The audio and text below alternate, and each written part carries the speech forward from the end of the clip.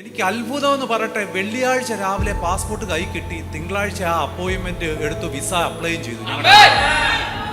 അതൊരു വല്ലാത്ത അതിശയം എന്ന് പറഞ്ഞു കഴിഞ്ഞാൽ എനിക്ക് ഇന്നും വിശ്വസിക്കാൻ പറ്റുന്നില്ല. ഇന്നേക്ക് 3 ദിവസം എഴുതി വെച്ചോ, ഈ 3 ദിവസത്തിനുള്ളിൽ അതിന്റെ മേൽ സ്വർഗ്ഗം ഒരു അടയാളത്തെ അയക്കും. അപ്പൊ എഴുതി വെച്ചോണം, അപ്പൊ പറഞ്ഞോണം, കർത്താവിനോട് പറഞ്ഞ ഒറ്റ കാര്യമുള്ളൂ, കർത്താവേ ആത്മാവ് പരിവർത്തിച്ചു തുടങ്ങി ഞാൻ അറിയുന്നെന്ന് പറയണം. ചില ഫിന്നി എന്നില്ല ചില പേര് ഫിന്നി പ്രിയ ഫിന്നിച്ചായനെ നിങ്ങൾ കണ്ടു കാണും. കഴിഞ്ഞ ആഴ്ചയിൽ കഴിഞ്ഞ ഇവിടുത്തെ കായംകുളം മീറ്റിങ്ങിൽ ഇവിടെ ഇതുപോലെ അച്ഛൻ വന്നതിൻ്റെ കൂട്ട് തന്നെ യാദൃശ്ചികമായിട്ട് ഞാൻ വൈകിട്ട് മെസ്സേജ് അയച്ചു. മൈസൂർ മെസ്സേജ് അയച്ചാലും ജസ്റ്റ് ഞങ്ങൾ ഏതോ ഞങ്ങളുടെ പണ്ടത്തെ 2017 18 ഉണ്ടായിരുന്നൊരു ഗ്രൂപ്പിനകത്ത് ഞാൻ എല്ലാവർക്കും ഷെയർ ചെയ്യാനായിട്ട് ഏകദേശം 11:30 കഴിഞ്ഞപ്പോഴത്തേക്ക് ഞാൻ ഷെയർ ചെയ്തതാണ് അച്ഛന് ഒരു മെസ്സേജ് ഷെയർ ചെയ്തു, ഒരു പോസ്റ്റർ ഷെയർ ചെയ്തു. ഞാൻ പിറ്റേ ദിവസം രാവിലെ നോക്കിയപ്പോഴത്തേക്ക് ആളിവിടെ വന്ന് നിന്നിട്ട് എവിടെയാ മീറ്റിംഗ് അറിയാതെ ഇവിടെ വന്ന് നിൽക്കുക. അപ്പം ഞാൻ പറഞ്ഞാൽ ആടാ മോനെ ഞാൻ ഇങ്ങനെ വീട്ടിൽ ഇരിക്കുമായിരുന്നു, എന്നാൽ പിന്നെ മീറ്റിങ്ങിന് പോകാമെന്ന് പറഞ്ഞുകൊണ്ട് വന്നതാണ്. കൃപയാൽ കഴിഞ്ഞ ആഴ്ച മീറ്റിങ്ങിന് ഇവിടെ വന്നു. കർത്താവ് ഒരു ദൂത് പറഞ്ഞു. 3 ദിവസത്തിനുള്ളിൽ 4 ദിവസത്തിനുള്ളിൽ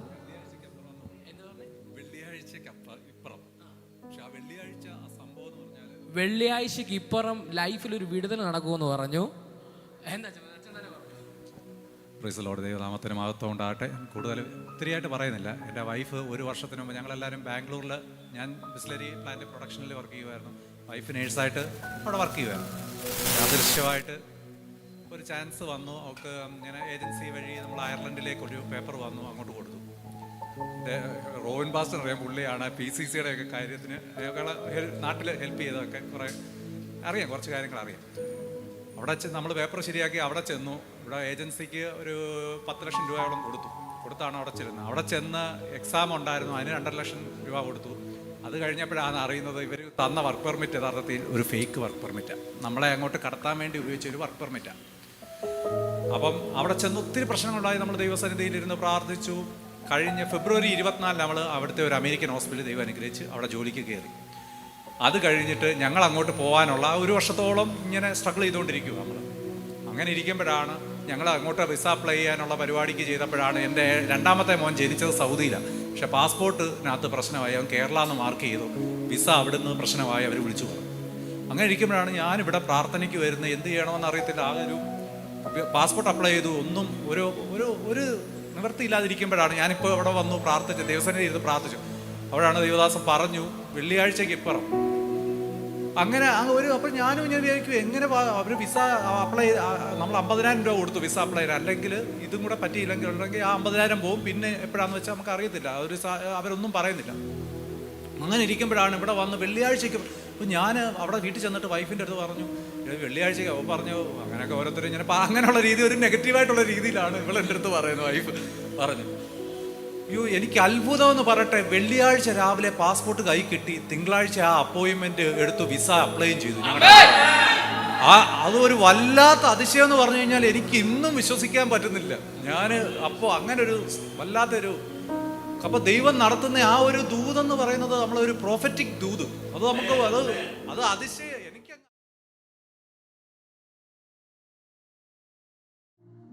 എൻ്റെ കർത്താവ് പറയുകയാ, അതേ കാരണം നടക്കാൻ പോകുക. ഒരുപക്ഷെ ആ പേപ്പർ മൂവ് ചെയ്യത്തില്ലായിരിക്കും, ഒരിക്കലും ആ പേപ്പർ മൂവ് ചെയ്യാൻ ചാൻസ് ഇല്ല. പക്ഷെ എന്നോട് കർത്താവ് പറഞ്ഞ വാഗ്ദത്തം അത് അതുപോലെ നിവർത്തിക്കും. എന്നോട് കർത്താവ് പറയുന്നു, വാഗ്ദത്തങ്ങളിൽ നിന്ന് പറഞ്ഞത് നിറവേറാൻ വേണ്ടിയുള്ളതാ. കർത്താവ് തന്ന പ്രോമിസുകൾ നിറവേറാൻ വേണ്ടിയുള്ളതാ. അത് നടക്കും നിശ്ചയം. ദർശനത്തിലുള്ള അവധി പീരീഡ് സ്വർഗം ഈ ഒരു ടേൺ പീരീഡോട് കൂടി തീരുകയാണ്.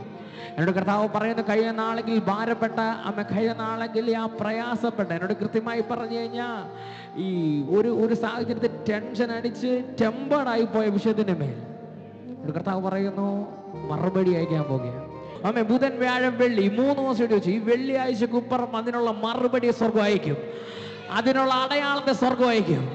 ഞാൻ ആത്മാവിലൂടെ ഇന്ന് പ്രവചിച്ച് പറയുന്നത് വേറെ ഒന്നും കൊണ്ടല്ല, സ്വർഗം കണ്ടതുകൊണ്ടാ. അല്ലെങ്കിൽ എവിടെയോ കിടക്കുന്ന അച്ഛൻ ഇതിനകത്ത് കയറ്റിക്കൊണ്ടുവരുന്നില്ല. ഞാനത് വിശ്വസിക്കുക. ഇന്ന് വന്നത് വെറുതെയല്ല. ഞാൻ ഇവിടെ വന്നപ്പോഴാണ് അച്ഛൻ ഈ ടെസ്റ്റ് മണി എന്നോട് ഷെയർ ചെയ്യുന്നത്.